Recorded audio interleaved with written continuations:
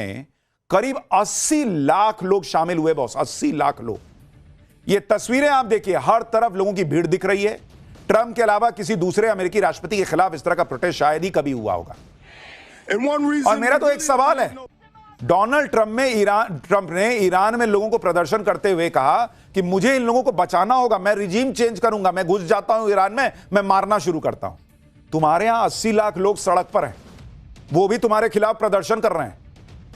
घुस जाए बाहर दुनिया तुम्हारे यहां अमेरिका में, कब्जा ले, इन लोगों को न्याय दिलाने का ठेका उठा ले बाकी देश।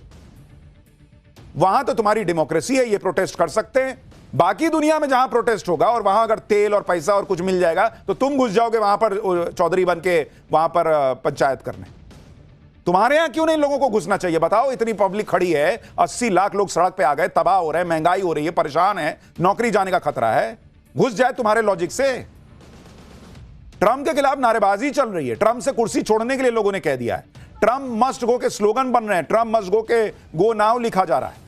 मतलब गजब का गुस्सा है ट्रंप के खिलाफ कि लोग ट्रंप के खिलाफ महाभियोग लाने की बात कर रहे हैं। अमेरिका में हर तरफ लोगों की भीड़ दिख रही थी। ये गुस्सा ट्रंप की नीतियों के खिलाफ था। लोगों का कहना है कि ट्रंप लोकतंत्र के लिए ठीक नहीं है, वो एक राजा की तरह बर्ताव कर रहे हैं, किंग की तरह। और हमको भी कोई फर्क नहीं पड़ता, हमारा कोई इंटरेस्ट नहीं है तुम में। तुम्हारी वजह से दुनिया की सबसे बड़ी अर्थव्यवस्था बना हुआ मेरा भारत जो है ना, उसको सफर करना पड़ रहा है, इसलिए हमको ज्यादा दिक्कत हो रही है। अमेरिका में ट्रंप के खिलाफ ऐसे ही माहौल बना रहा और ट्रंप ईरान युद्ध में ही फंसे रहे तो फिर ट्रंप की कुर्सी भी जा सकती है, क्योंकि नवंबर में अमेरिका में मिड टर्म इलेक्शन होने हैं और तब तक युद्ध चलता रहा तो ट्रंप की पार्टी हार भी सकती है। मिड टर्म इलेक्शन में अमेरिकी संसद के निचले सदन यानी हाउस ऑफ रिप्रेजेंटेटिव्स की सभी 435 सीटों पर वोटिंग होनी, जहां फिलहाल ट्रंप की रिपब्लिकन पार्टी को मामूली बहुमत हासिल है। अभी हाउस ऑफ रिप्रेजेंटेटिव में ट्रंप के पास एक निर्दलीय का समर्थन मिलाकर 218 सीट है, जबकि डेमोक्रेट्स के पास 214। वहीं मिड टर्म इलेक्शन में अमेरिकी संसद के ऊपरी सदन सीनेट की 100 में से करीब 1/3 सीटों पर वोटिंग होनी है। अभी सीनेट में ट्रंप की रिपब्लिकन पार्टी 53 सीटों के साथ बहुमत में है, जबकि डेमोक्रेट के पास 45 सीटें। बैटिंग प्लेटफॉर्म पॉली मार्केट के मुताबिक मिड टर्म इलेक्शन में डेमोक्रेटिक पार्टी की जीतने के चांस करीब 80% हैं, जबकि रिपब्लिकन का चांस मात्र 20% है। और ट्रंप यह अच्छी तरह से समझते हैं कि जिस तरह उनका विरोध बढ़ रहा है, जिस तरह से उनका ग्राफ गिर रहा है, उसका असर इस मिड टर्म चुनाव पर दिखेगा। उनकी पार्टी चुनाव हारी तो उनके खिलाफ महाभियोग का प्रस्ताव लाया जा सकता है, जिसका अंदेशा ट्रंप रिपब्लिकन सांसदों के साथ जनवरी में पहले ही बैठक में बता चुके हैं। और इसलिए भी ट्रंप के लिए यह जरूरी हो गया है वो किसी तरह से ईरान को हराने का अपना एक चेहरा दिखा सके, एक पिक्चर बना सके कि देखो मैंने ईरान को हरा दिया, ताकि शायद मिड टर्म इलेक्शन में उनको वोट पड़ जाए। नहीं तो जो हालात हैं, ट्रंप की कुर्सी जो है ना, वो बहुत खतरे में है। वो रिजीम चेंज करने निकले थे, भाई साहब आपका रिजीम चेंज ना हो जाए। और आप ट्रंप ने जो महाभियोग आने वाला है इसका बयान दिया था, उनको पता था ना कि वो क्या कर रहे हैं, पब्लिक में क्या है। ट्रंप को अगर महाभियोग का डर सता रहा है तो वो गलत नहीं है, क्योंकि एक तरफ तो अमेरिकी पब्लिक में भारी नाराजगी है, रोजगार, महंगाई और विदेश नीति पर ट्रंप के खराब परफॉर्मेंस से पब्लिक गुस्से में है। ट्रंप की रिपब्लिकन पार्टी की एनुअल मीटिंग के दौरान भी लोगों का गुस्सा दिखाई दिया। ट्रंप की पार्टी के नेता ने पूछा कि कितने लोग इंपीचमेंट की सुनवाई देखना पसंद करेंगे। इस पर लोगों ने चिल्लाकर हां में जवाब दिया, जिससे ट्रंप की पार्टी के नेता अलबला गए और बोले कि इसका जवाब नहीं में देना था। आप सोचिए कि ट्रंप के समर्थक ही नारे लगा रहे हैं कि हम महाभियोग का आते हुए देखना चाहते हैं, और भाई साहब की बेइज्जती हो गई, कह रहे हैं कि इनको कॉफी पिलाओ, लगता है नींद में। अरे नींद में है, वो जागे हुए, उनको दिख रहा है तुम्हारा देश क्या कर रहा है। अमेरिका में जो माहौल है उसमें ट्रंप अब ज्यादा दिन तक ईरान युद्ध में उलझे रहने का रिस्क नहीं ले सकते, इसलिए वो ईरान को तबाह करने की धमकी के साथ साथ ईरान से अच्छी बातचीत होने की बातें भी कर रहे हैं। अमेरिकी एक्सपर्ट विलियम ली के मुताबिक ट्रंप भले ही खाड़ी में सैनिक उतार रहे हैं, लेकिन यह युद्ध बढ़ाने के लिए नहीं, दबाव बनाने के लिए। ट्रंप के पास कम समय है, उनके ऊपर युद्ध जल्द से जल्द खत्म करने का प्रेशर है। ट्रंप के ऊपर दबाव है कि मिड टर्म से पहले यानी गर्मी की शुरुआत से पहले युद्ध को खत्म करो, नहीं तो युद्ध का बुरा प्रभाव उनकी पार्टी पर पड़ेगा और सत्ता का कंट्रोल रिपब्लिकन पार्टी के हाथ से निकल सकता है। अगर अमेरिका ग्राउंड अटैक करता भी है तो यह बहुत टारगेटेड होगा, जिससे वो फुल स्केल वॉर में ना फंस जाए। ट्रंप अब हर पैतरा आजमा रहे हैं जिससे ईरान पर दबाव करने बने और वो समझौता करें। यहां तक कि अमेरिकी विदेश मंत्री मार्को रूबियो भी ईरान के लोगों की तारीफ कर रहे हैं। देखिए, बात सिर्फ ट्रंप की कुर्सी की नहीं है, ट्रंप को खुद अपनी जान का भी डर सता रहा है। आप देखिए कि जो ट्रंप हमेशा मौज मस्ती के मूड में रहते हैं, नाचते गाते रहते हैं, कभी डांस करते हैं, कभी तलवार लहराकर नाचते हैं, वो इतने सीरियस हो गए कि व्हाइट हाउस में बंकर बनवा रहे हैं। सोचिए, जो व्हाइट हाउस दुनिया की सबसे सुरक्षित जगह मानी जाती है, ट्रंप वहां बंकर बनवा रहे हैं। यानी व्हाइट हाउस में भी ट्रंप सुरक्षित महसूस नहीं कर रहे। अमेरिका की ट्रंप की यह हालत करके छोड़ दी है ईरान ने बॉस, जहां व्हाइट हाउस में भी उनको खतरा लग रहा है। ट्रंप पूरी तरह से आत्ममुग्ध इंसान की तरह दिख रहे हैं, जिसे इस बात से कोई फर्क नहीं पड़ता कि उसकी वजह से क्या बवाल मचा हुआ है। ट्रंप अपने आप को सबसे बड़ा और पावरफुल इंसान मान रहे हैं। आप सोचिए आज की डेट में ट्रंप और अमेरिका की क्या हालत हो गई। सुपर पावर दुनिया कहती थी, आज वो आदमी बता रहा है कि व्हाइट हाउस में बंकर बन रहा है, वहां की जो खिड़कियां हैं वो बुलेट प्रूफ हैं। यह हाल हो गया इन लोगों का। ईरान युद्ध की वजह से दुनिया की इकोनॉमी तबाह हो रही है, लेकिन ट्रंप तो अगले मिशन की बात कर रहे हैं। ट्रंप ने कहा कि ईरान के बाद अगली बारी क्यूबा की। ईरान इनसे संभल नहीं रहा है, ये क्यूबा पर हमले की सोच रहे हैं।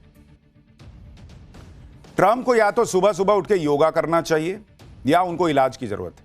अनुलोम विलोम करें, थोड़ा सोचने की शक्ति बढ़ेगी, नहीं तो सारा तार हिल गया लग रहा है। एक युद्ध में दुनिया को फंसा के कह रहे हैं मैं क्यूबा पे चलूंगा अब हमला कर। ट्रंप जिस तरह से क्यूबा और ग्रीनलैंड की बात फिर से करने लगे हैं, उसी को लेकर कुछ लोग कह रहे हैं कि ईरान से निकलने के लिए वो किसी और मोर्चे पर अमेरिका को लगा सकते हैं। लेकिन ईरान से निकलने के लिए ट्रंप के लिए जरूरी है कि ईरान से कोई अच्छी डील तो हो। भाई पब्लिक को कुछ दिखाएंगे तो कि भाई मैंने ईरान के साथ ये डील की या मैंने ये युद्ध सच में जीत लिया है। क्या बोलेंगे कि नहीं मैं निकल आया।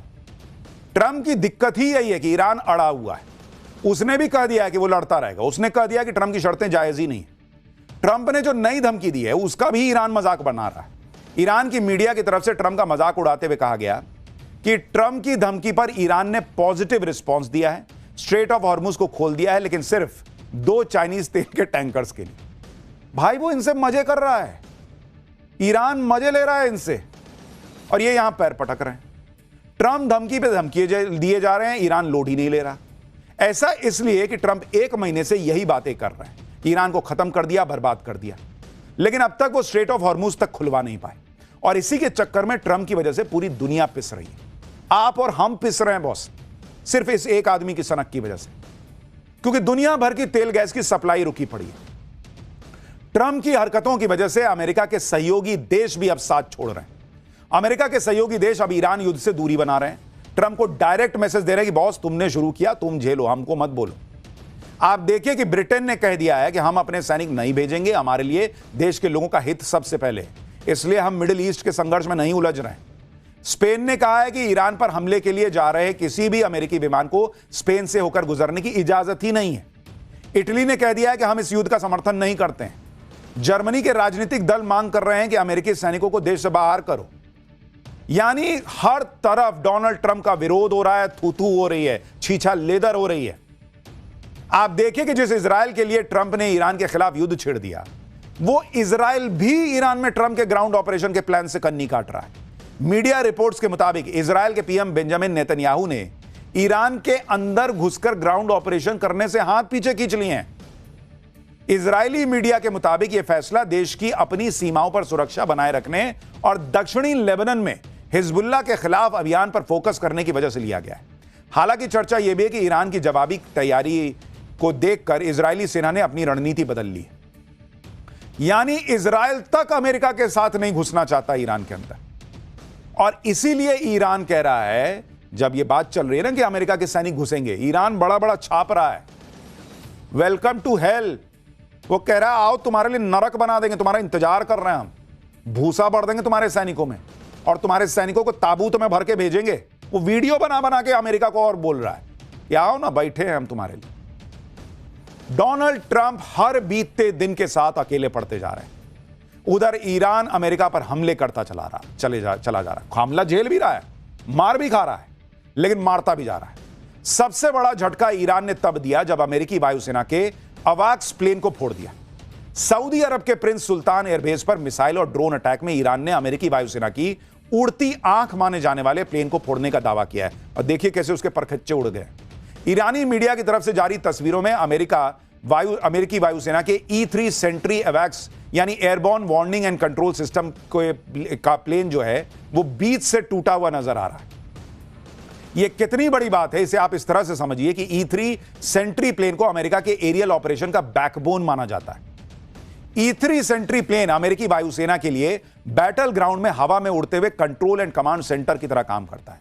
इसके पिछले हिस्से में लगा बड़ा घूमता हुआ रडार डोम इस प्लेन की खास पहचान है, जिसकी मदद से यह 360 डिग्री यानी चारों तरफ नजर रखता है।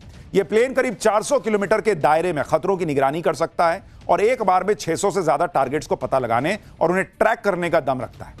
E3 Sentry plane real time में विमानों, मिसाइलों और ड्रोन जैसे खतरों का पता लगाकर इंटरसेप्ट मिशंस को जरूरी जानकारी भेजता है। इसकी कीमत $700 मिलियन यानी करीब 6,500 करोड़ रुपए से ज्यादा पड़ती है।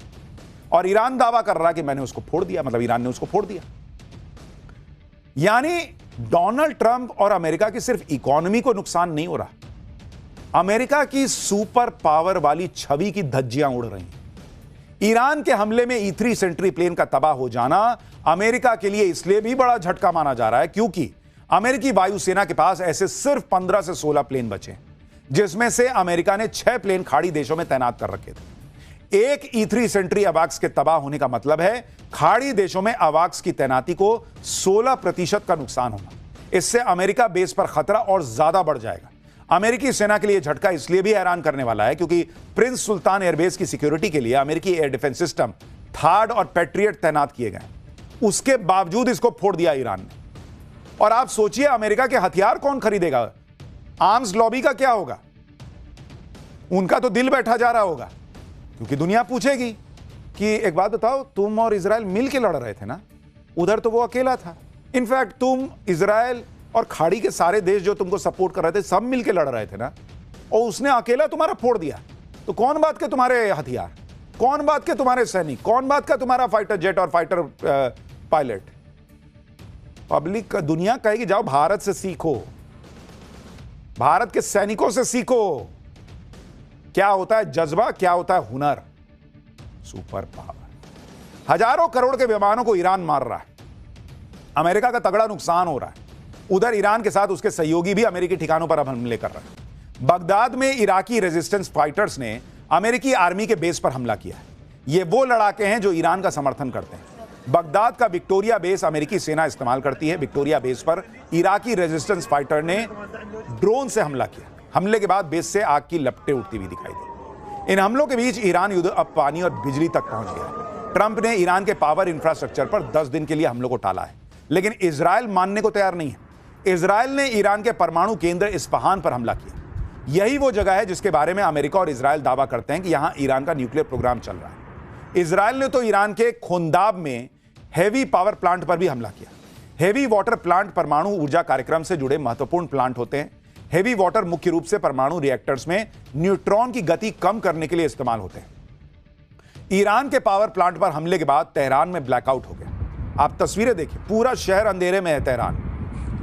यह सब तब हो रहा है जब ट्रंप ने पावर प्लांट पर हमले रोके हुए हैं। ईरान ने अपने पावर प्लांट पर हमले का इजराइल से जोरदार बदला भी लिया।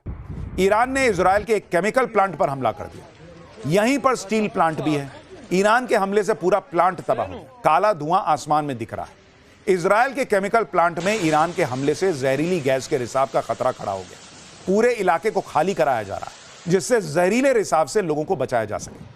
ईरान ने कुवैत के वाटर प्लांट पर भी हमला किया, जो कुवैत का सबसे बड़ा डिसैलिनेशन प्लांट है। यानी इजराइल और अमेरिका जिस तरह से हमला कर रहे हैं, ईरान एग्जैक्टली उसी भाषा में पलटवार कर रहा है।